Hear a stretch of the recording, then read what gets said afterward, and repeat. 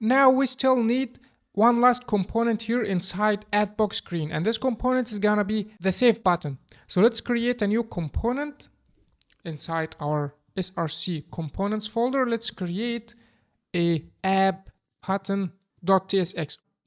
This is different from add button. This is add button with plus, and this is app button. Okay, now let's create a React component, and let's go and render it here inside add box screen to see what we get. After this view, let's render it here. Okay, now let's go and style it. So let's give it style, styles.container. We've done this before in the UI section. Let's make the width of it 100. Let's make the background color of it the primary color of the app. It's a best practice to store this primary color inside a theme object. We're gonna do this later. Let's give it height with 40 pixels. And let's add justify content to center and align items to center as well, to center the title. And finally, border radius 8. Let's put it inside this view to have this spaces here, this padding horizontal, to be like the inputs, okay? Now let's change this app button to make it save. You can pass it as property here as a title, but we're not gonna use this button in many things. So we can put it as a static value like here without props. And finally, style, let's style the title.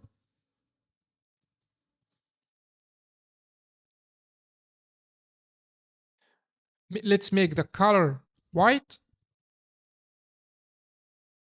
and font size 16 and font weight bold. Okay, now this is our button. To make it clickable, we need to add it in touchable opacity. Oops, we got duplicated, so we need to remove one of them.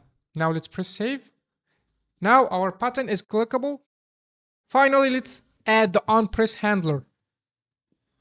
So onPress, let's pass it as property here. And now let's go and use our button here. So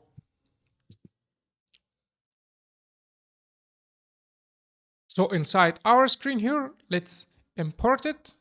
So inside our add box screen, let's add onPress. Let's make it for now on close icon press. This property, when we press on this icon, this screen got closed. So when we press on this button also, it's gonna be closed. Look. Now, when we press on save, it got closed. Now we've created our save button.